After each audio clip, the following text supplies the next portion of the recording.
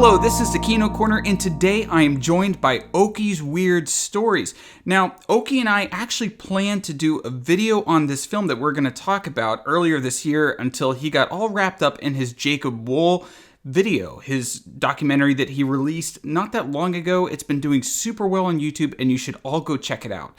Now, to go back to the Dead in the Water video that we were going to do, it was going to be similar to my work with Emp Lemon, where I would essentially just do like a little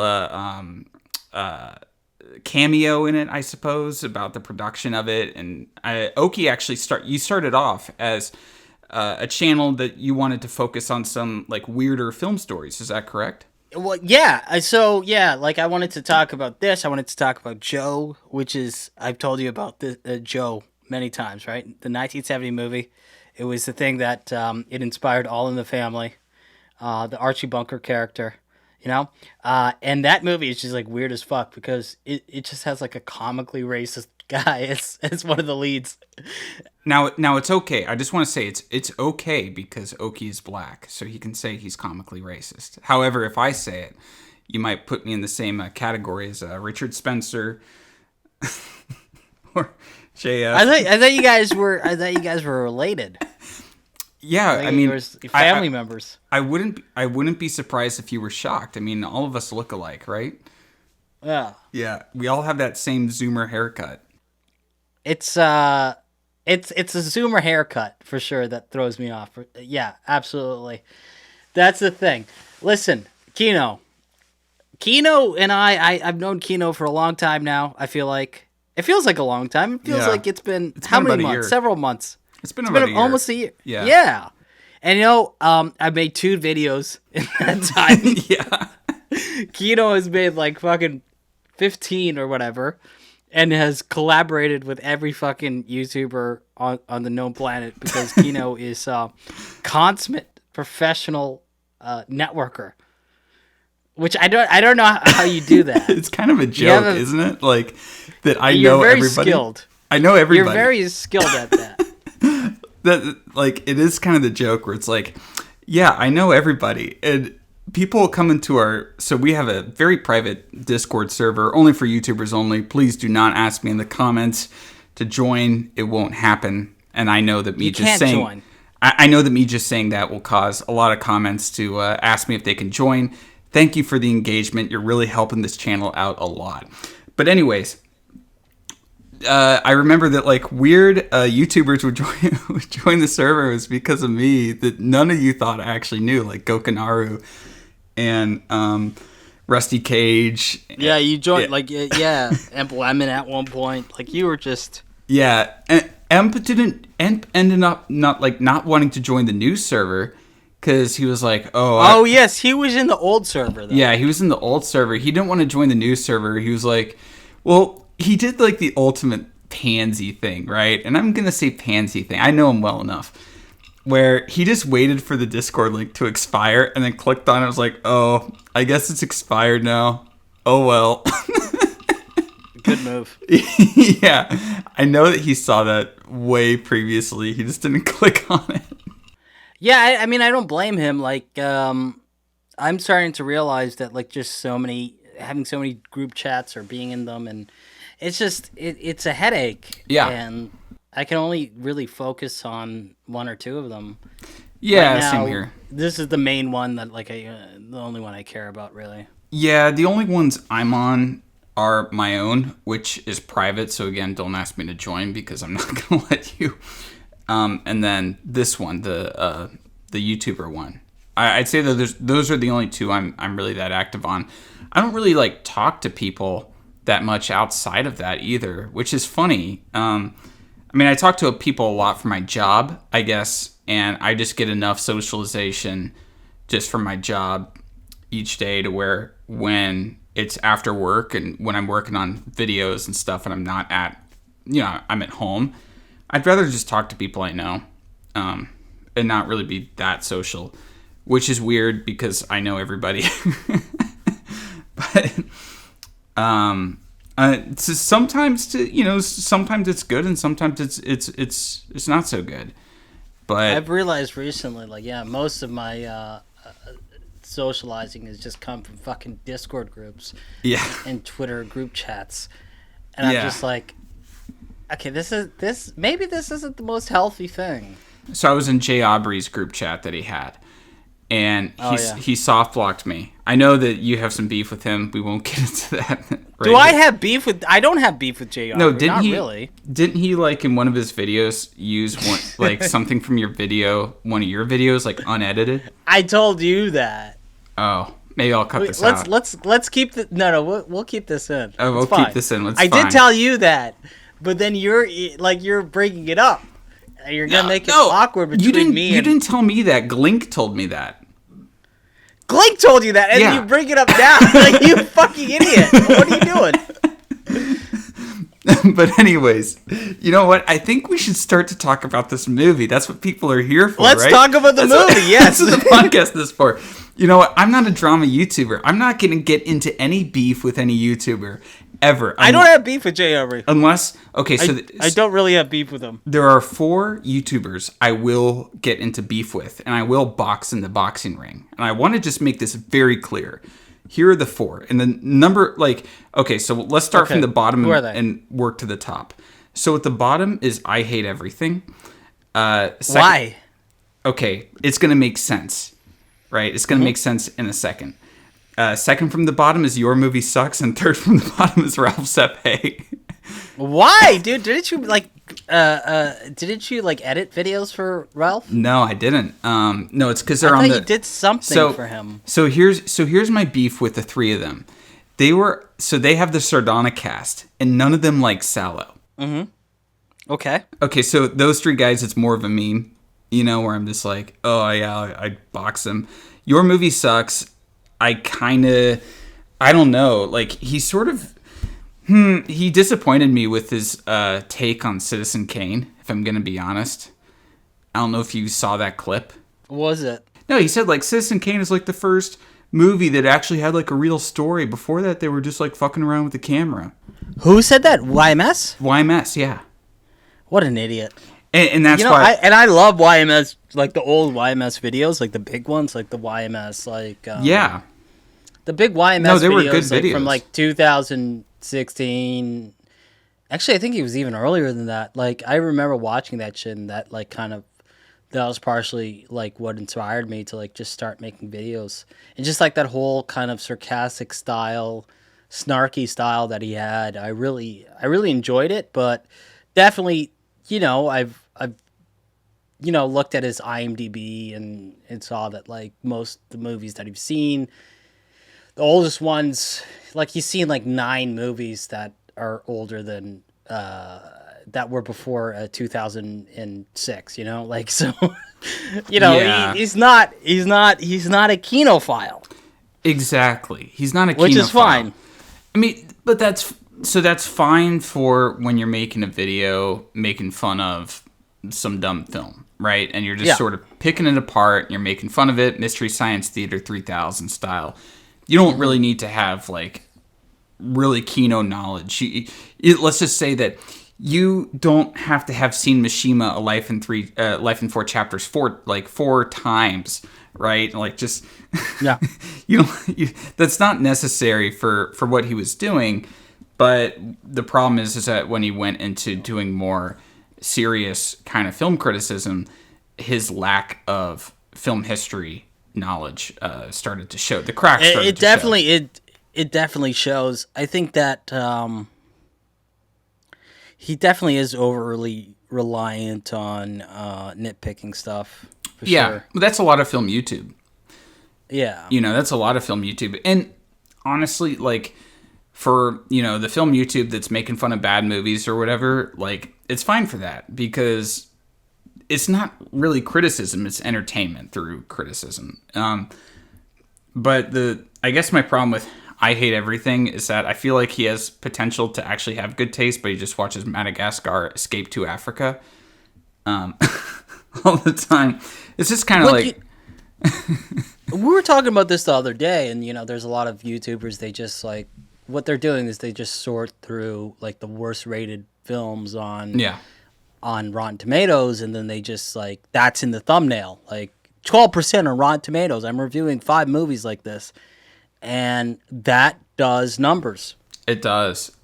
Well, let me tell you, if I was doing that for my channel, I'd be a lot more successful. You would be huge. Yeah, I would be. And that's the funny thing is, but I just can't bring myself to do it. Like, it's a personal thing. To spend that much time with content that I don't like just feels it would just really sort of erode my soul, if I'm going to be honest. So I guess when I was younger, I suppose. Now more so, I can't really watch those videos. I don't. I just see the thumbnails. Yeah, I had a good conversation about this with Ordinary Things a while back. But he's definitely with us on that. He's just like, why would you spend so much time watching stuff you don't like? Watching stuff you know is bad. And I'm honestly with that. Now, of course, tomorrow I will be recording an episode of Is It Kino with Weekend Warrior, Florian Hensel, and Mumkey Jones talking about Melissa McCarthy's new movie, Thunder Force. So, Thunder thighs. I guess I can't really speak on that. But doing a podcast it's a lot less work than doing like a video essay, because on a video essay, I'm spending 2-3 weeks on it. I'm really immersing myself. A podcast, I'm watching the movie. I'm talking about it for an hour and a half, and that's it. It's a big difference as far as like how much time I actually spend with the material. But I want to get to my number one. My number one YouTuber I would box is 24 Frames of Nick. Who is that? I don't even know that guy. You don't want to know. Frames of Nick. I'm looking this guy up. Wow, this guy's popular. It seems like when I looked him up on. Oh yes, all right. Yeah, this guy sucks. He has the absolute. I don't even worst need takes. to watch his. I don't even need to watch his videos. It's just like I'm looking at his thumbnails and it's like, yeah, this guy looks like he fucking sucks. I kind of like the guys at the who do the Sardonicast, to be honest. Like, I mean, I've watched a lot of their videos, and I do think that, like, even if they're not, they're not as intense as, like, you or me when it comes to film, and they don't have that same background, but they do a really good service in that they, like, I like the fact that they are attempting with the Sardonicast to watch like older movies and talk about them at least. And as I said, fill in the gaps of their knowledge. I don't hate them, by any means. Actually, like with a lot of them, with Ralph and with Alex especially, I've seen like most of their videos. Yeah, I've enjoyed a lot of all 3 of their videos. All 3 of them. Their videos. And Ralph helped me out a couple of years ago with some stuff, with some filmmaking stuff. No, I don't really have any hard feeling. As I said, it's more of a meme just because he didn't like Sallow. But, I'm just kind of I'm just kind of that person where sometimes it's even hard for me to tell if what I'm saying is sarcastic or not, Sometimes I feel like I'm being genuine, and then I realize, no, actually I'm being sarcastic. You're like trolling so hard, you're trolling yourself. Yeah, exactly. That was actually an issue. What's that about? That was actually an issue with an ex-girlfriend of mine. One of her biggest issues with me was that she never knew when I was serious or not. So, because when I'm joking, I talk the exact same as when I'm serious. I don't know, like, I don't really change my tone or anything. I don't, like, indicate that I'm joking at all. I'll just say something kind of outrageous. But it got to the point with her where I would be like, oh, you look beautiful today. And she'd go, are you being serious? I'm like, damn. Yeah? Yeah, the trust just wasn't there. Let me just tell you that. But anyways, getting to the movie that people came to listen to us. This is going to be like a Waiting for Godot or something, right? It's Waiting for the Man Who Stole the Sun. 2 guys just talking, and the movie actually never comes. But no, I'm going to bring the movie here by force. So this movie, Oki actually came to me a few months ago and said, hey, Kino, you should watch this film. It's really good. It's this Japanese movie. I mean, he knows that I'm into Japanese films, and obviously anyone who has looked at Oki's Twitter knows that he's a weeb. Who owns Yeah, he owns a bunch of katanas. Like, you saw the thumbnail. But anyways, so I watched it, and I really liked it, and it was a very interesting film, and we were going to do a video on it. The video didn't really happen, so we're doing a podcast on it. And so, Oki, do you want to just sort of give a brief descriptor of what this movie is? Because I'm sure that a lot of people listening really haven't heard of this film. Yeah. So, for the longest time, it was a video that I wanted to title the weirdest movie you've never seen, right? So I do guarantee a lot of people have never seen this movie. The Man Who Stole the Sun, 1970s Japanese film. It follows a science teacher who pretty much what he does is he builds. First, he steals the plutonium to build a nuclear bomb, and there's this very long sequence of him building the bomb, and actually the Japanese government had to intervene on the film and cut out parts of the sequence because he was showing way too much. The film was showing way too much about the process. For public safety, they cut out those sequences. So he built this bomb, and what happens is that, he starts trying to blackmail the Japanese government, but he doesn't have any demands, really.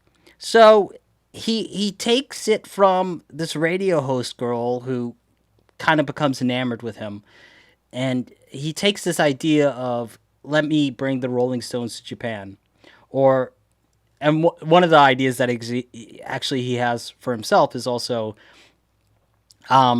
he wanted the baseball the baseball broadcast to be, he wanted it to be broadcast without any commercials. So he asked for these like random stupid things, and this is a guy with the power of nations in his hands, right? An atomic bomb, and it is a very bizarre, crazy comic book-esque movie, and it's one of those movies, like, you describe it, and I don't know, I think we talked about this earlier, Kino, like way back when you describe it, you don't realize how crazy it is until you try to describe it to someone. Yeah, because when you're watching the movie, everything seems so natural to the world. Like, you're just like, oh yeah, he's a science teacher. And what's funny is that he is the science teacher who is building this bomb, and during classes, what he's teaching to the students is stuff about like nuclear fission and nuclear fusion. Yeah. To middle schoolers, And throughout the whole time, he's taking out clumps of his hair because, he's getting physically afflicted because he's been near all this radiation while he's building this bomb. He's dying. He's literally dying. His teeth start coming out. He's bleeding from his gums.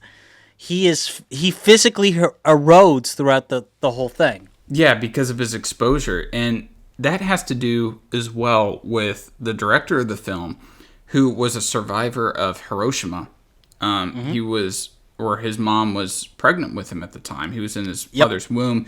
And she survived Hiroshima, and so he did too. So he would say in interviews growing up, he always had this idea in his head that he was never going to live that long, that the radiation that kind of seeped through his mother into him would cause him to eventually die a fairly early death. So that aspect of the film made its way into, or that aspect of his life, I should say, made its way into the film, with him sort of eroding away as the movie progresses. I should also point out that the film was not directed, it was written by Len Schrader, Paul Schrader's younger brother. Paul Schrader's, yep. Yeah. Now I guess it's confirmed that the Schrader family is a weeaboo family. Totally. Yeah, considering Paul directed Mishima, and Len wrote Yakuza and The Man Who Stole the Sun. Yeah, and Len early weeaboos too. Early weeaboos. 1970 weeaboos. Yeah, and Len was married to a Japanese woman. Yep. Yeah, Yeah, and so he co-wrote the script with the director of the film. And I think that who was it? Was it Dustin Hoffman that initially was going to direct the movie, and then Len was like, "No, it Yeah, needs to from what I be." remember, Yeah, it was like was he gonna was direct he it? He going was to? gonna star in it? I'm not Something like that. sure. Maybe he was going to star in it. It was going to be like an American film. I'm not. I'm not really sure. That was a little bit hazy when I was reading it. When I was reading it in the article, I couldn't tell if they were talking about him directing it or starring in it. But at any rate, Len was like, no, it should be like a Japanese guy, and he was friends You know with. what? Sorry. Oh Go yeah, I on. was going to say he was friends with this guy, and he knew that he actually was a survivor of Hiroshima, and thought that that would be a better fit. Yeah. So he was doing like an article for like Playboy Japan or something.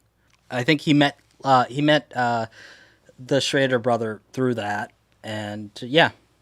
I think this movie. It's like the funny thing about this movie is it's not a perfect movie by Oh any no, means, but not by it's any it's means. it's very flawed. But I think like it's just such a there's so much of it that like there's like a gem in the rough in this film. Like if it was to be repurposed in some way and cut down somehow or even remade, like it could be like fucking fantastic. It's just like even that whole that sequence where he's building the atomic bomb is so fucking cool. That was probably my favorite sequence in the movie, if I'm gonna be honest. And how it's done with like no dialogue, but just the pacing and the editing of it is just so great. Along with the sound design and the music, it's just like it's a very sort of hypnotic sequence. I really liked it. And there's a scene with the cat. The cat goes into and then starts eating the plutonium and dies. Yeah. But it's such a weird movie, dude. Like it starts with like he's like fucking he uses this kind of like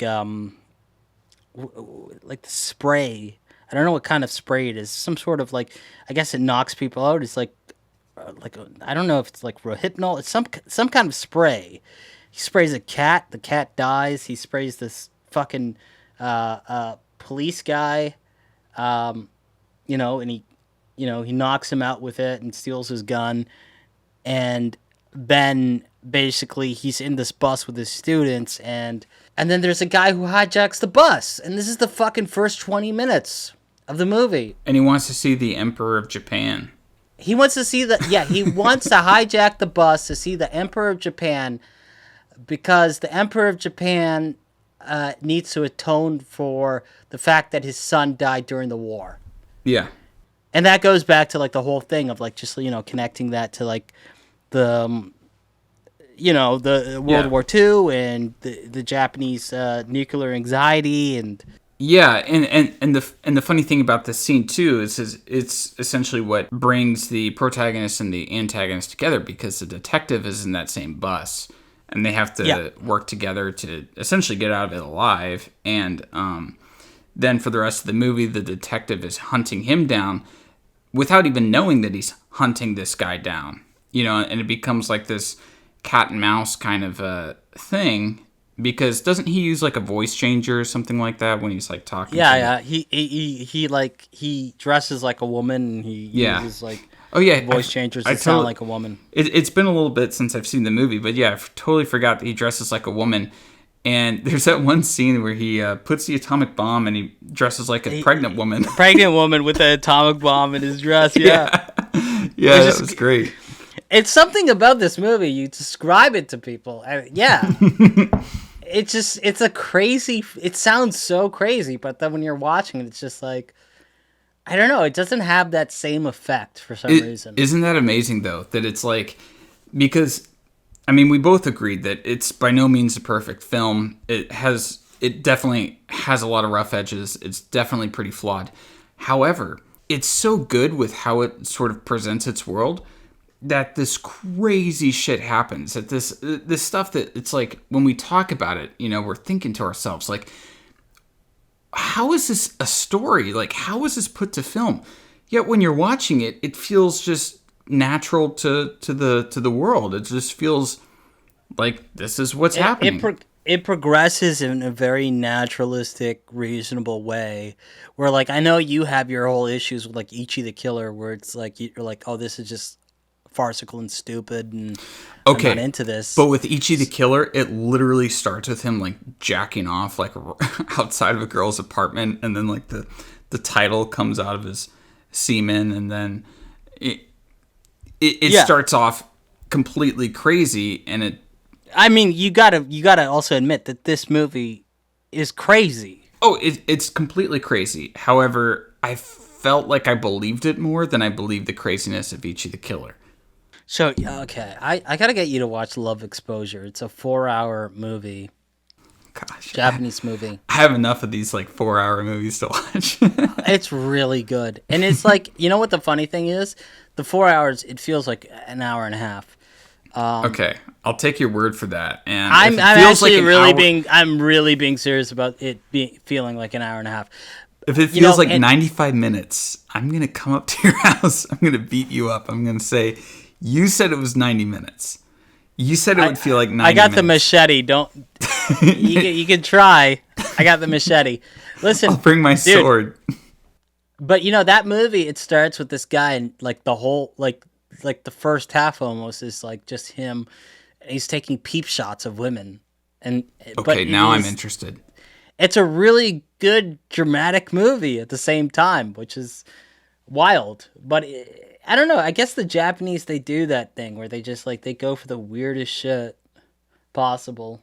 I mean, I love Japanese cinema, and it's a very kind of varied, diverse sort of cinema where even among one director, you can get like a whole bunch of different kind of films. I mean, just look at Kurosawa, where he made Seven Samurai and he made Throne of Blood, but he also made Ikiru and Dreams, which is a completely different type of movie. Exactly. I love Dreams. I was thinking like Takashi Miike as well, like who just like his whole catalog. He'll make like 3 movies a year, and they're all different genres. It's like kind of like a Steven Soderbergh almost thing where. Yeah, but even like he's not defined by any single genre.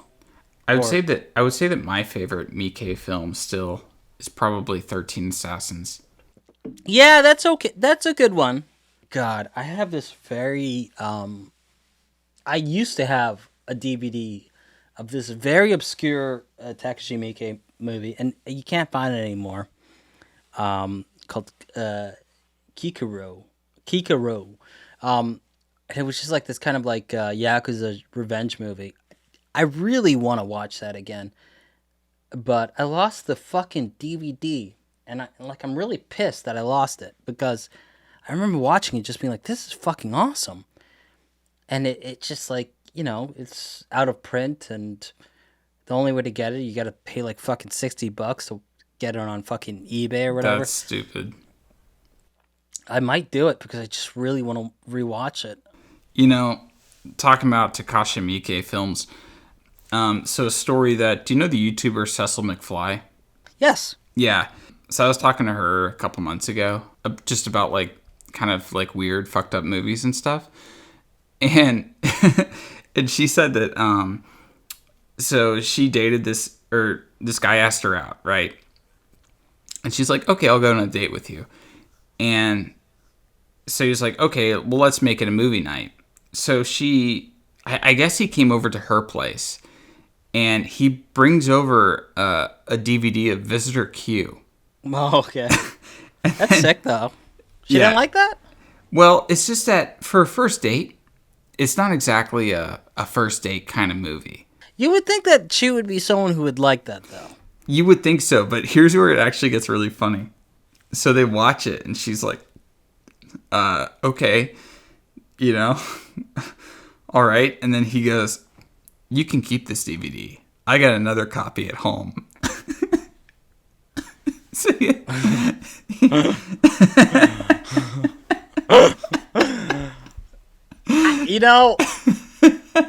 would it be any worse if he showed her audition? Probably not, but it's just kind of weird where it's just like, yeah, you can keep this one. I got a second copy. I'm having flashbacks. I showed Actually, the first date of my life, I went to see 127 Hours. Oh, nice. That's a good movie. Yeah, so like the whole fucking like arm cutting scene, and that was like what I was hyping the whole time before we even watched it. You know, You know, still worked out. yeah, so with my first long-term girlfriend, the first movie that I brought her to see in the cinema was Eraserhead. Damn. So what did? How did she feel about that? She liked it. I like Eraserhead a lot too. I love it, dude. Personally. Eraserhead Yeah. was the movie that really kind of got me into cinema in the first place. I watched it when I was 12, and yeah, and ever since then I wanted to be a filmmaker pretty much. So, Eraserhead at one point was like comfort food for me. Like I would just like rewatch it before I went to bed. I mean, it's such a good movie. It's a really easy to watch film too. Yeah.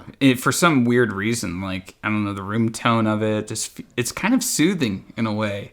In a weird way, it's kind of like David Lynch movies are fairly soothing to me.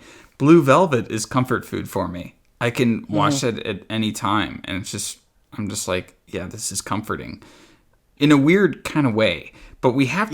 You know what the thing is too? It's like they're kind of like they're out there, but they're still like he still understands how to make things entertaining. Yeah, exactly. It's surrealism, but it's not necessarily like the surrealism of like Dali or Buñuel with Ancien Andalou with which is just being as out there as they can without having a story or anything like Yeah. that. I guess you could say that Ancien Andalou has a semblance of a story, but really it's a whole bunch of scenes kind of just Is thrown that the together. one with the eyeball cutting scene? Yeah, it's pretty much just a whole bunch of scenes like thrown together. I mean, because that was what surrealism was about, was just sort of saying like, this is what the subconscious is telling me to do. I'm just going to write whatever comes to mind. We're just going to shoot because, it's meant to be like an emotional experience. It's not meant to be intellectual. You're not supposed to perceive it like from a narrative point of view. So there's not like a traditional narrative to it or anything like that. Now, Buñuel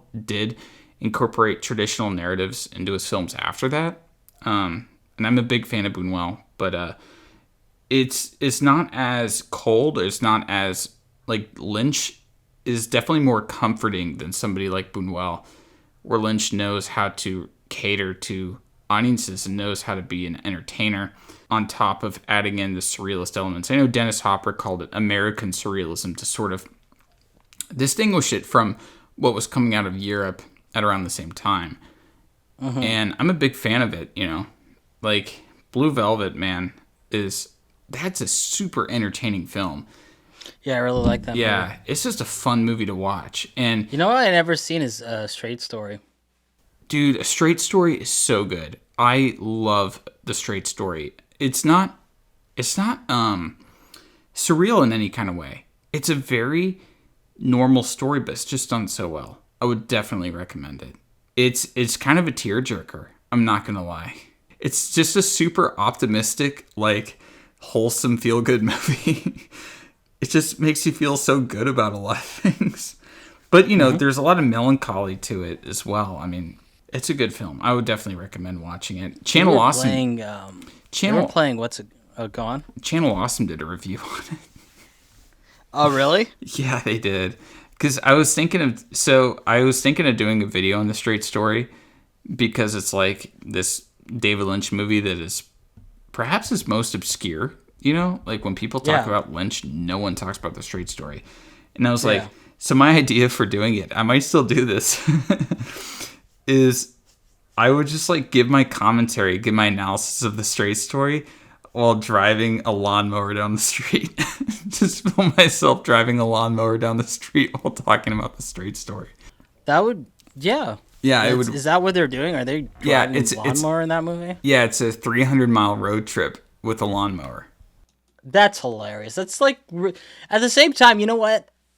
I guess the title kind of lies to you, thinking that it's gonna be like a straight David Lynch movie, but at the same time, it's a fucking lawnmower. They're driving a lawnmower. Yeah, they're driving cross a lawnmower. country. Not across country. He's driving it from one state to another. He's driving it to see his brother. But even still, that is really Lynchian. I feel like. Yeah, it's that's the thing, is that the movie is very, when you watch it, you go, yeah, I can see how this is a Lynchian film. This is definitely Lynchian, but it's also just normal, and and then it almost makes it the weirdest of the Lynchian films because it's outwardly normal, but you can feel that it's Lynchian at the same time. Which, it's a really good movie. But we should get back to The Man Who Stole the Sun. Yep. I guess that's what people came here for. Look, the Kinokast, we go off on tangents here. All right, this is the first episode. Don't expect us to just Working out of the talk kinks. about one thing. This is association, right? We talk about one thing, it brings us to another thing. Look, It's like jazz. how my brain works is that somebody will say something, and then in my head I'll make 100 different associations to that.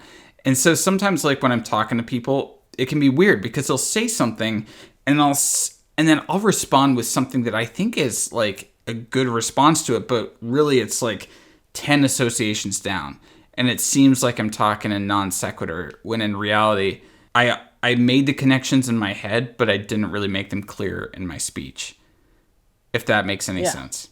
No, yeah, that makes perfect sense to me. So let's get back to The Man Who Stole the Sun. Where do we leave off? Gosh, where did we leave off with this? Okay, so let's get past the part where he's actually making the bomb, which is a really interesting part. But I think that the second half is interesting in a much kind of different way, where it shows, because for the first half of the film, and it's a pretty long film for anyone who wants to watch it, it's 2.5 hours long. Yeah, it is. Yeah. Yeah. But so the first half of it, you feel like there's this singular goal, right? That he's making this bomb, and you're really on with him for for this story. However, once he makes the bomb, then the question that arises in the film is, now what? Now what's he gonna do? He made the bomb. That was his life's work. He proved to himself that he could make this bomb. That really anybody, I guess, with the right technology could make the bomb. The only thing he had to do that was, out of the ordinary is steal the plutonium. And so then the second half of the film becomes, now what's he going to do? And that's when he sets the demands for the government to extend the baseball game, because one of the things about Japan that Len Schrader noticed about Japan while he was living there is that there was this kind of red tape in Japan that nobody would complain about. And these rules and regulations that just everyone was even if they were Just accepted it. They just accepted it, even if they were completely irked by it. And, and so one of the things is that you'd be watching the baseball game on the television, and then it'd be 10 o'clock or 9 o'clock or whatever. And then it would just be the new show, even if you didn't get to see the end of the baseball game. And it's kind of well, you have to see the end of if you're watching the game, you got to see the end of it. And so, and so this guy was yeah, I'm just going to blacklist the government into letting me see the end of the baseball game. And it just seems so trivial. Because it is. One of the things that the director said is Len asked me if I'd like the idea, and I responded, so stupid, so good.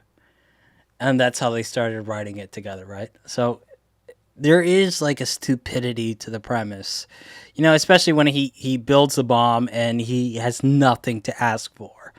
And, that's a satire about, so there's the generation that does not know war in Japan is called the Musenhai. So they're the ones who were born after World War II. Mm-hmm. And they don't understand the ramifications of what happened before, and they grew up in a very materialistic age in Japan. Yeah.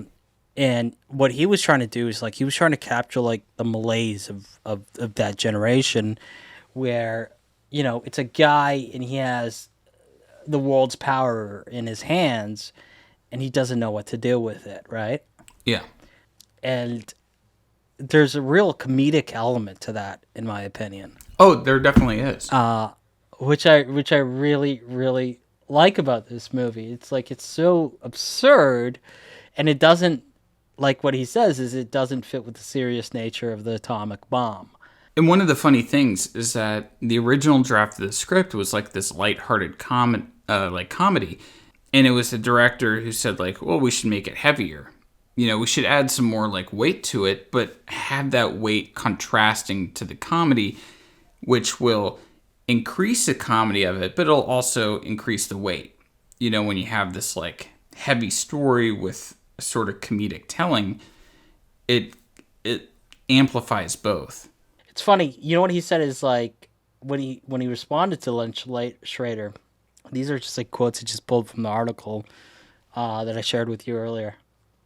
He said, "Asshole, how can a movie about a nuclear weapon not be heavy? Yeah. It should definitely be super heavy. At the same time, it needs to be super hilarious and striking in a way never imagined. I tried to think about this guy as a school teacher with lofty ideas, struggling to change society, but his own solitude amidst the crowd of students made him a lunatic terrorist armed with a nuclear weapon he created. This lost guy who has no ideals whatsoever, but he's able to blackmail all of these forces of legitimacy, the police and the government and, the media and all of these things. And he has them in the palm of his hands and he doesn't know what he wants, which is... that was almost a good, like, pun, right? In the palm of his hands. Oh, with the way I said it, I meant the palm of his hands. No, I know. Sorry, I fuck up my P's and B's sometimes, but no, you know what I mean. But in the palm of his hands, because he has an atomic bomb, like... Yeah, in the palm of his hands. There you go. Just pretend that was intentional.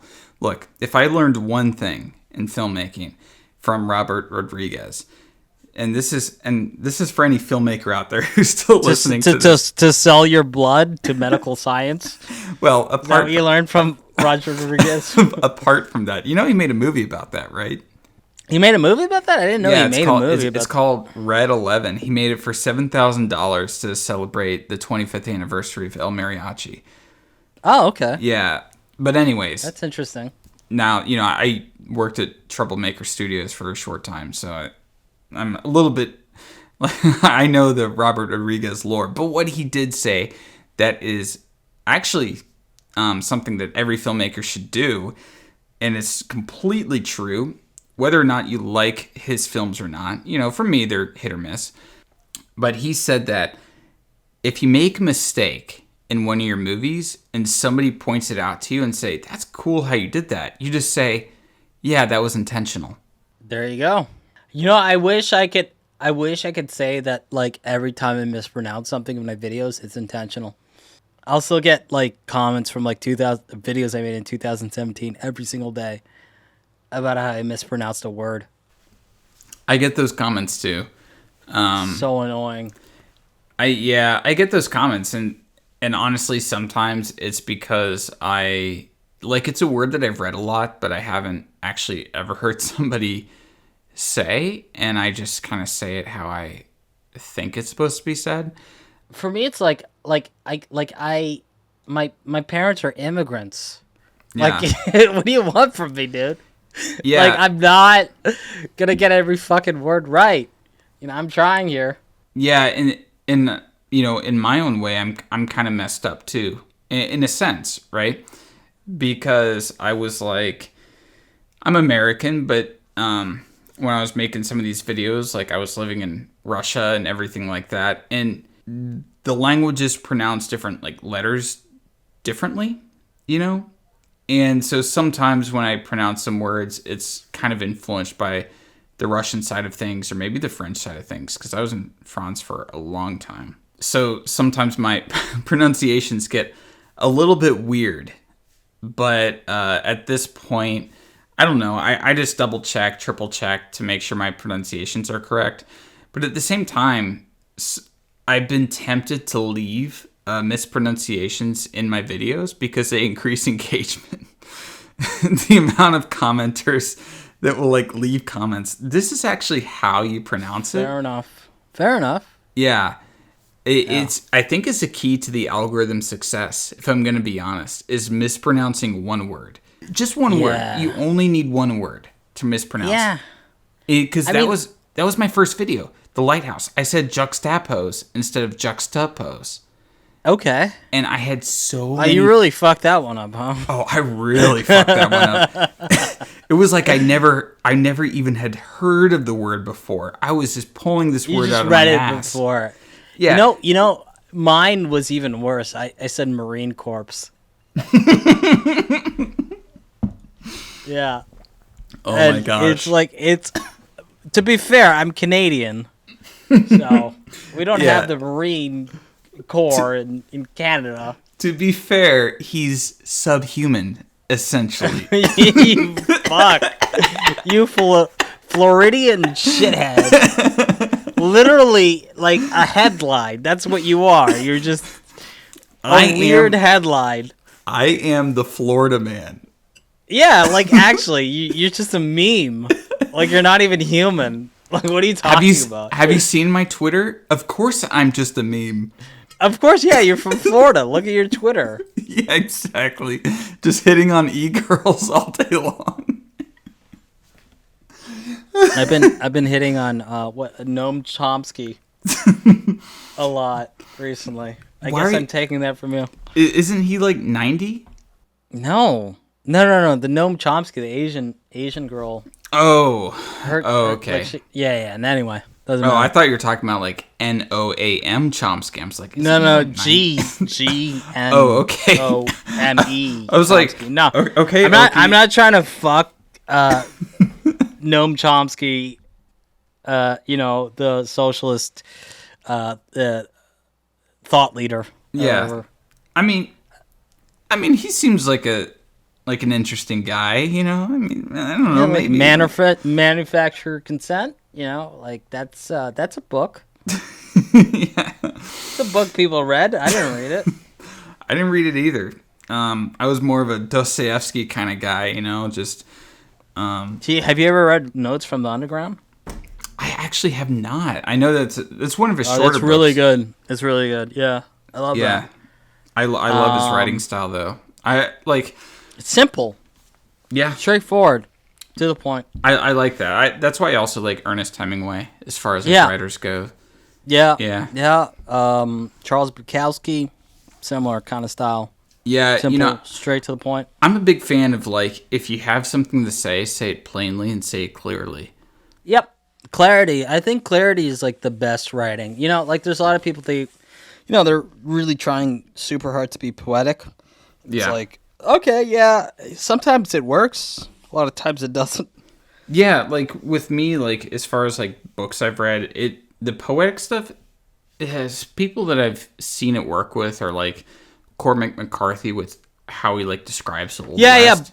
Blood Meridian. Yeah, is a beautiful book to read. Or Lolita has some of the best prose ever. What's his name? The guy who wrote Crash. Crash is it's a beautiful book to read and listen to. Some of these books actually, maybe call me uncultured swine. I would rather listen to the audiobooks of them because it's just, it's like a nice soundtrack. It's really, edifying to the ear. Look, okay, it's listen Kino? to that. It's Kino? What's that? Is Gary Sinise reading of Mice and Men. Oh, okay. Well, I gotta check that Actually, out. he does a really good job. He voice acts all the different characters in there. Remind me, who is Gary Sinise? He was Lieutenant Dan in Forrest Gump. Oh, the guy who loses the legs? Yeah. That's Gary Sinise. Okay. Yeah. Him reading I know him.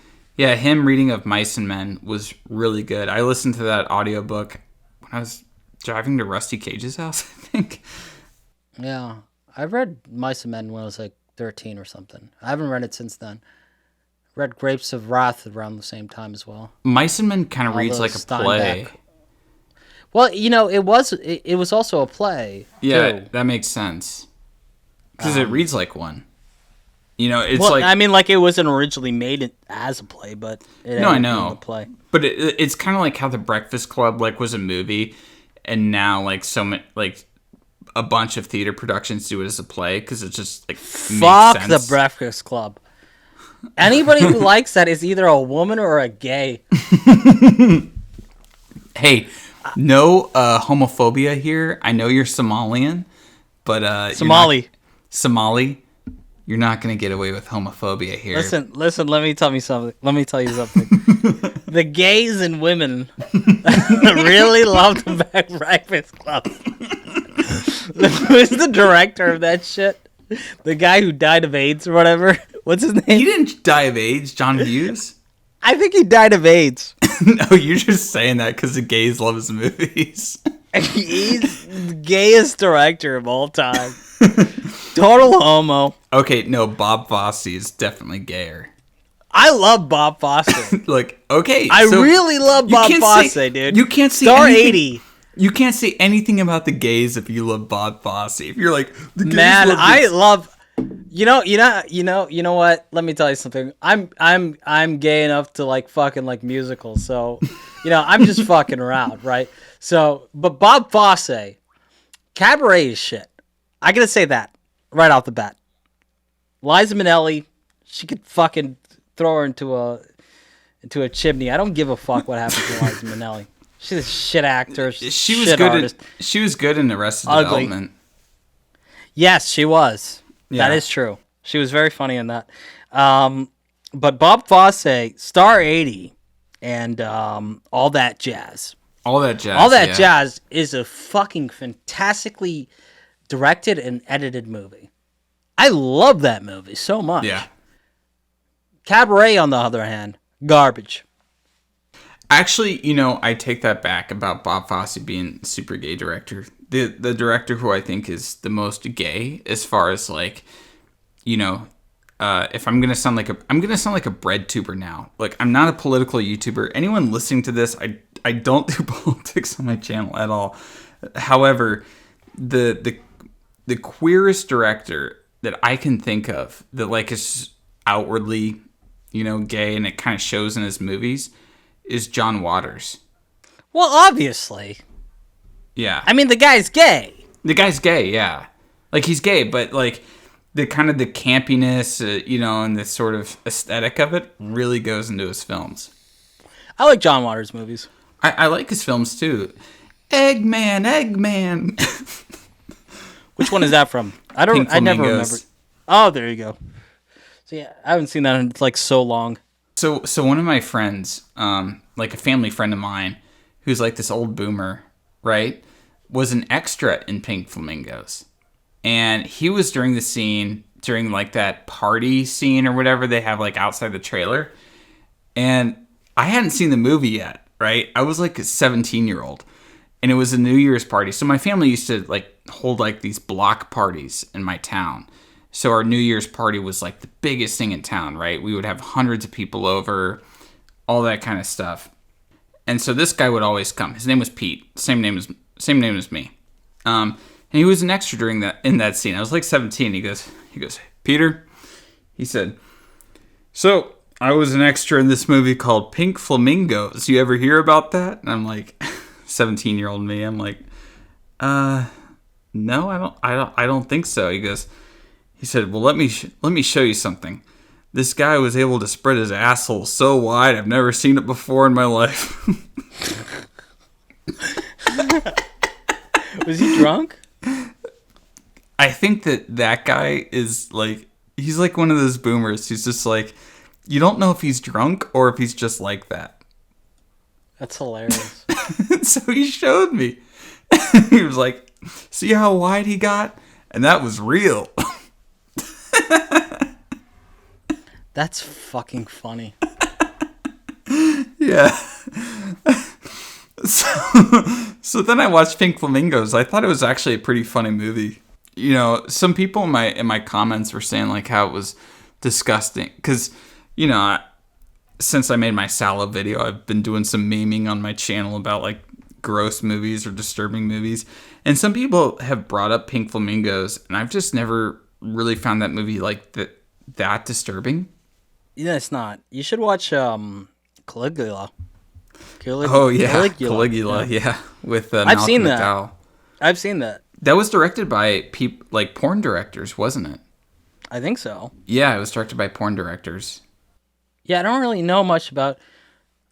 Dude, I was just like a horny teenager looking for like movies with porn. Dude, like a real you weren't porn just dude. You weren't just a horny teenager. You were just talking the other day. You're like, I would bang Lindsay Ellis, and I'm like, oh, I man, would. I would not go to that level. I would I never would. say that. I totally would bang Lindsay Ellis.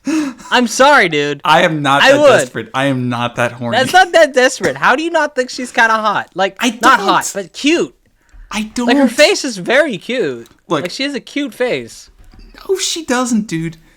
I don't know how you see that. I don't see it.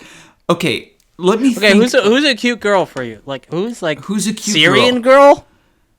She's cute. That's true. She's cute. Lindsay Ellis is better looking than Syrian. No. Oh my gosh, dude. The Middle Eastern girls. Oh my god. Hot. You really have to say, dude. Yeah, of course. Okay. Syrian. Like who else? Okay, so that Syrian girl. Yeah, she's hot. I don't really follow like a lot or any women on YouTube. Because I'm based. Well, like Instagram girls. You following any of those? I don't spend. I spend about 30 seconds a day on Instagram. Okay. I don't know. I don't do that much. Usually, like I'm not saying that Lindsay Ellis is the hottest chick, but like I mean she's smashable. She's cute. Like I have a few cute simps. Let me just say that. Okay. So I'll just I don't have many simps myself. People think, oh, the Kino Corner, he is a small YouTube channel. How could he have simps?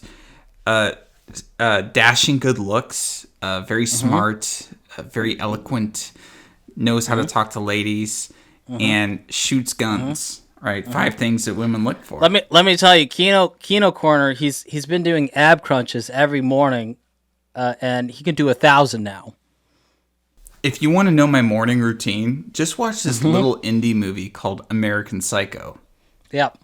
That's my morning routine. What kind of face wash are you using? What kind of like? What are you doing there? You don't want alcohol because alcohol makes your face look older, right? Yeah, it dries out the skin. I always shave with the grain because shaving against the grain makes the skin look older. And when you grip someone's hands, and you probably both of you probably feel like your lifestyles are probably comparable, but they don't know that you're simply not there. Yeah, there is no such thing as the Kino Corner. It's an abstraction. It simply does not exist. It's illusory. Yeah. No, actually, I'm doing a video on American Psycho next month, and I was thinking of like my intro title to it would be the how people are like they rotoscoped out Christian Bale walking into his office listening to I'm Walking on Sunshine, but they like have him in like different environments and everything. Yeah, I've seen those. Yeah, so I'm gonna like use that and then use that to introduce the title of like Kino Corner presents like the American Psychoanalysis or whatever I'm gonna call it. Do it. Yeah. Do it. Yeah, and I'm just gonna like narrate the video like I'm Patrick Bateman. You know what? Can we talk about Patrick Bateman's music taste? He has the worst music taste on earth. He's a fucking cuck, idiot. A pleb. Yeah, he loves Huey Lewis, Phil Collins, and Whitney Houston. Yeah, isn't that the scene where he's like having the threesomes with Cecilia? Yeah. Yeah, and that's when he like looks in the mirror and does the thing where he like points to himself. It's such a great scene. He's like, yeah, that is like the classic 4chan TV meme. Dubs.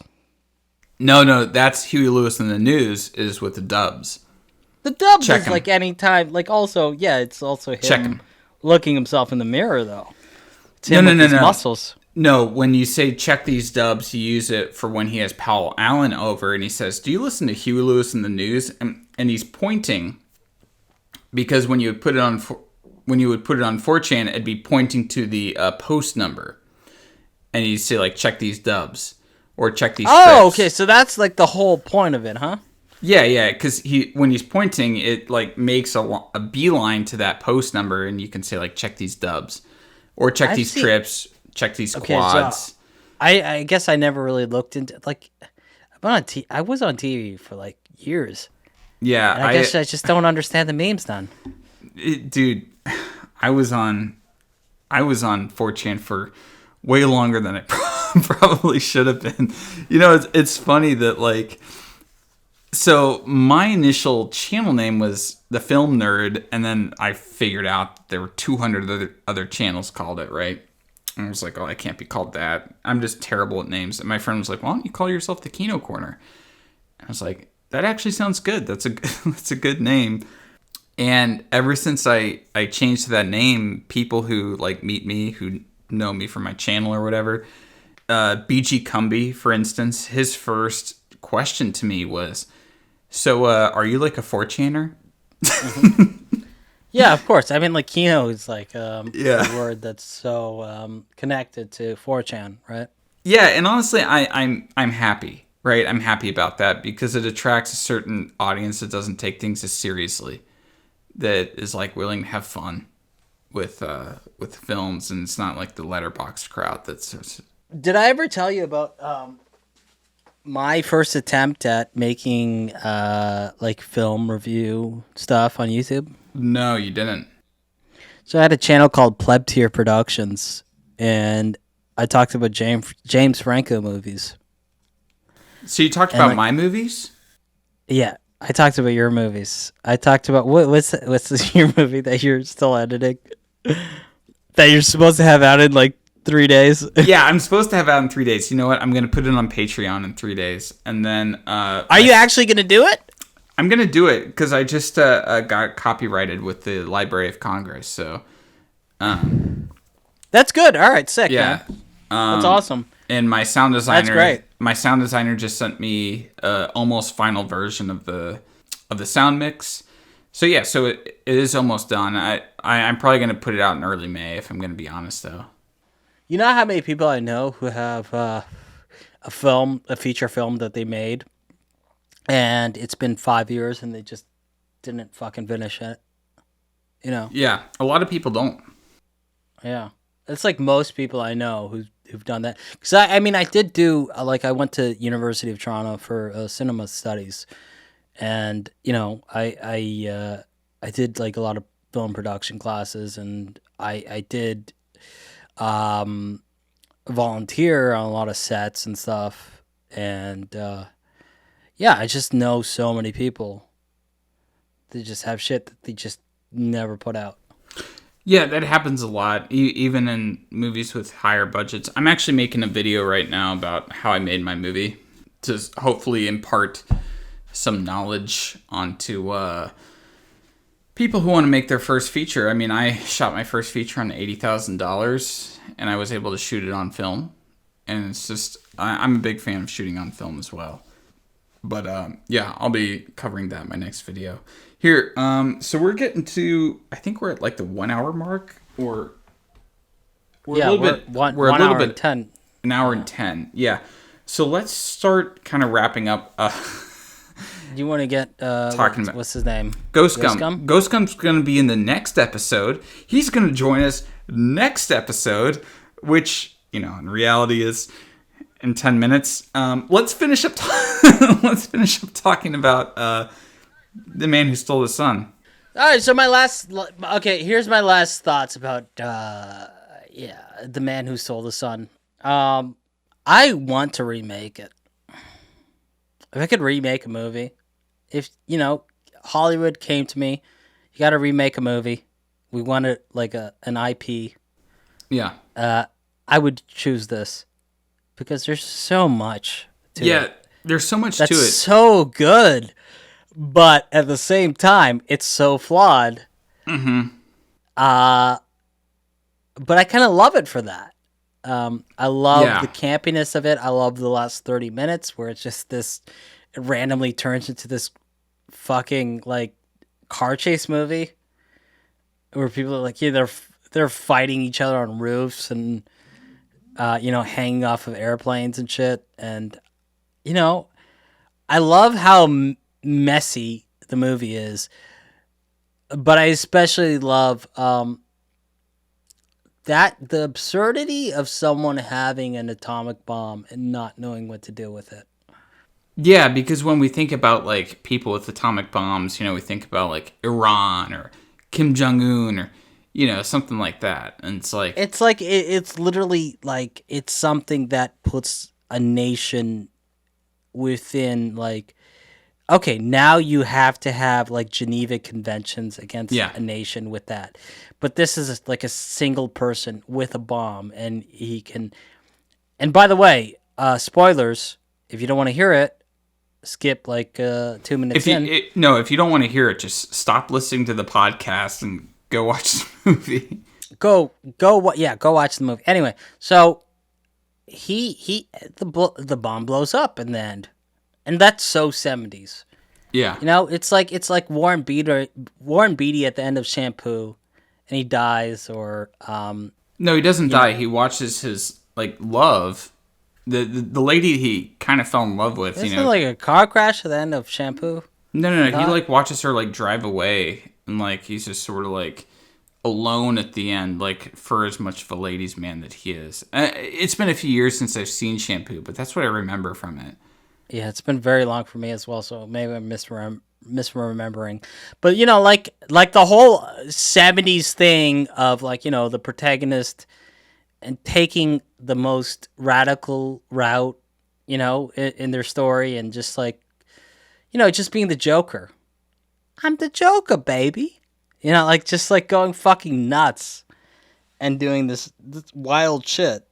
I just love that. I mean, if you look at it, you have One Flew Over the Cuckoo's Nest. You can even point to some 60s movies like Midnight Cowboy, where do you like Midnight Cowboy? I do. Okay, I love that movie. It's one of my favorite movies. I love Midnight Cowboy.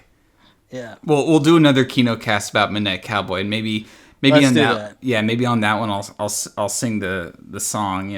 Everybody's talking. I'm not going to do that because some UMG or some fucking big corporation is going to come in and be like, pay us the big bucks now. Like. See, if I don't want to do it because if I like started singing, it would be cringe as fuck. So yeah, it would be too for me because I'm a terrible singer. But I am tone deaf. I don't know how to sing. So here's the funny thing: I play piano, I play trombone and violin, and yet I cannot sing. And like my teachers for my instruments were like, well, if you can play these instruments and you obviously aren't tone deaf and you obviously can sing, and then I try singing and they're like, just stop. So no, but Midnight Cowboy, we'll talk about that at another time. I love Midnight Cowboy. You know what you got to do, Kino, is you got to watch Joe. I'll watch Joe.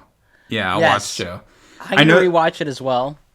I know that for this episode, we didn't really talk too much about The Man Who Stole the Sun.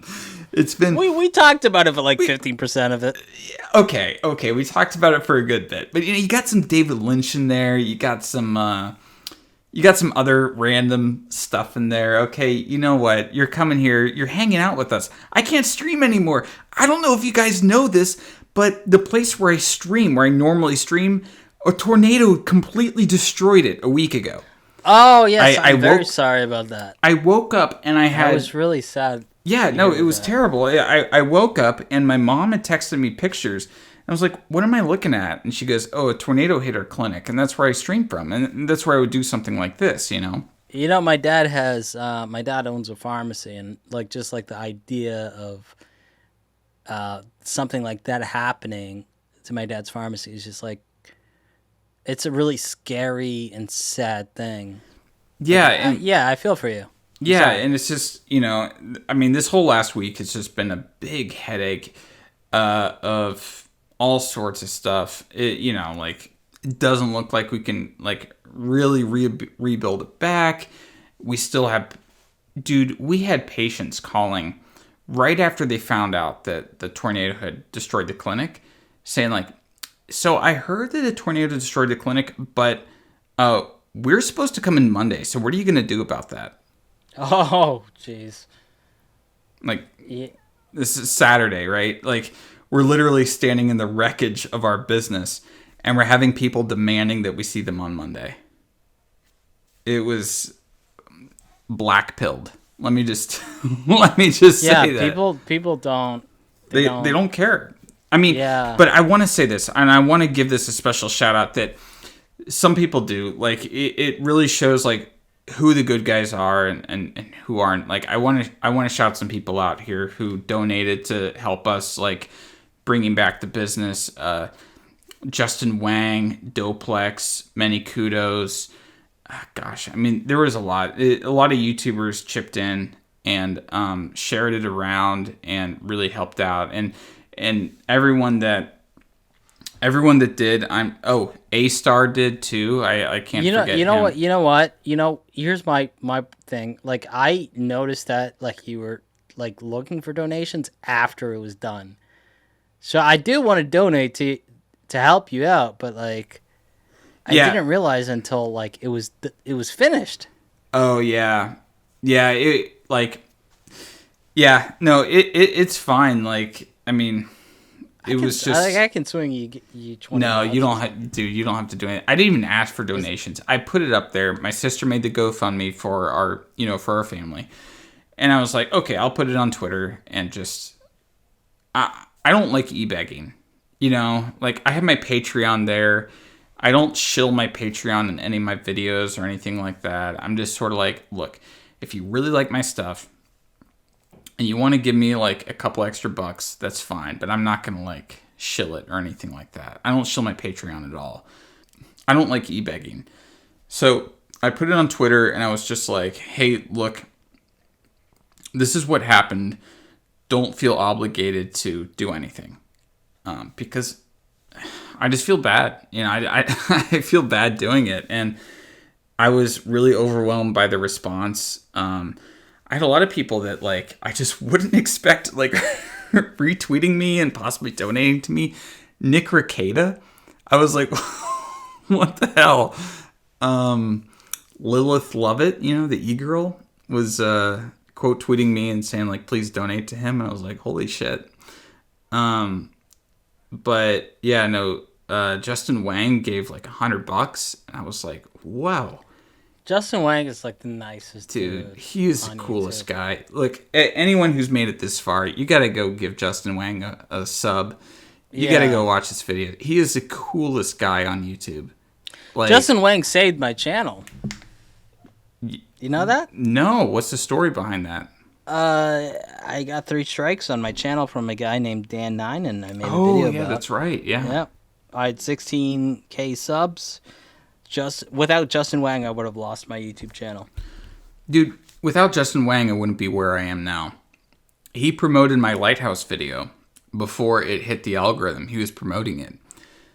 And that's like he's just a good guy. Yeah, he's a really good guy.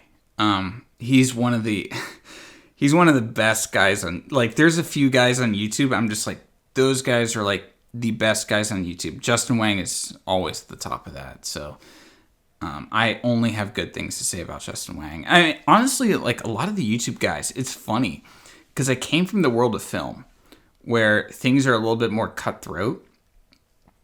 And in YouTube, it's, for as much drama as people see, for as much drama as people follow on YouTube, like, oh, look at the Shane Dawson thing. Oh, look at the James Charles thing or whatever. I don't know. I don't keep up with it that much. I see names. So most of YouTube is like a super welcoming space.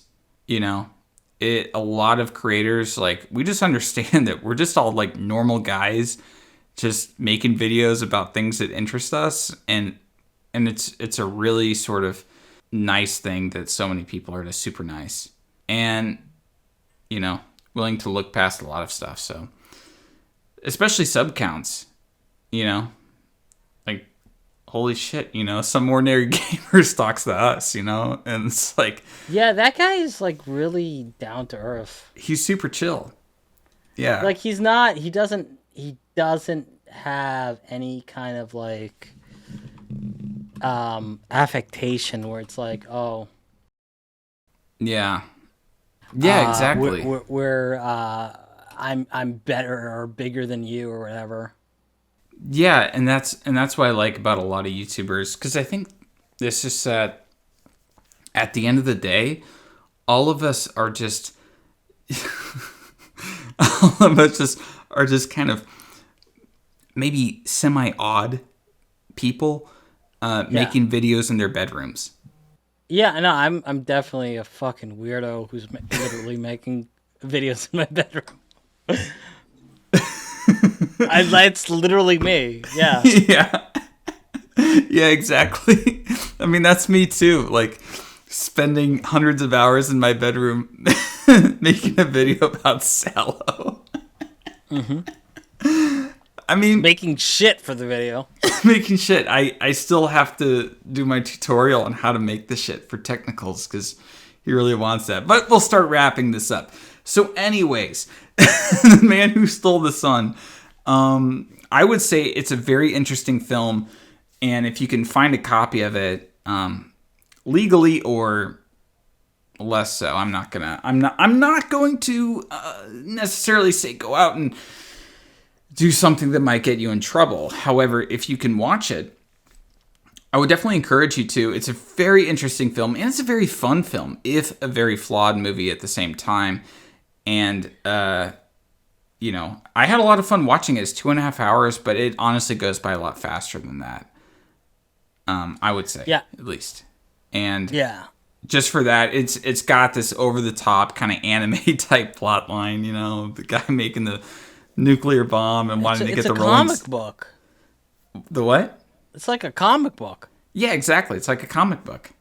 But like not like cape shit, you know, it's not like some boring Marvel film that just is the same standard kind of like cut and paste storyline from every other Marvel film that's ever been made.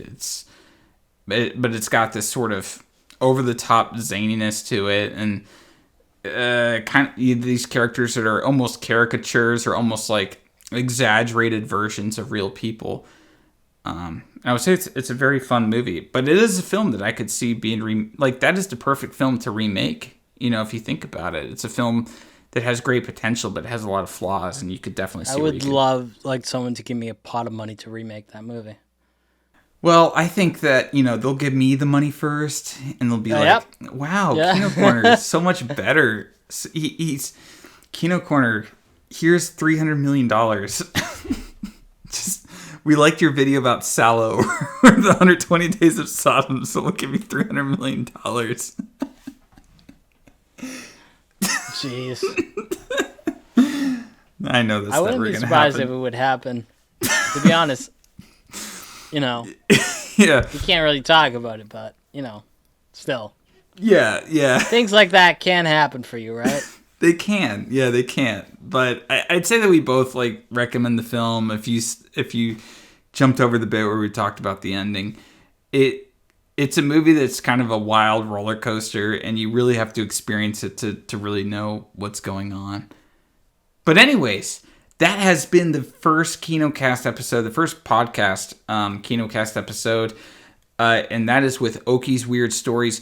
Look, I'm going to shill Oki in my description in the comment section. You can go check out his channel. He has a lot more subscribers than I do, and he has a new video out about Jacob Wool. That's a very good video, but some of his other videos that I really like are his videos about John McAfee, and his video about that, what was the guy's name that was on the school board in Orange County?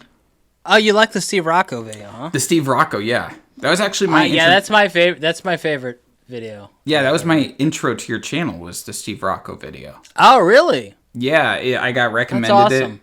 I was staying with my family in California at the time, so I was like close by.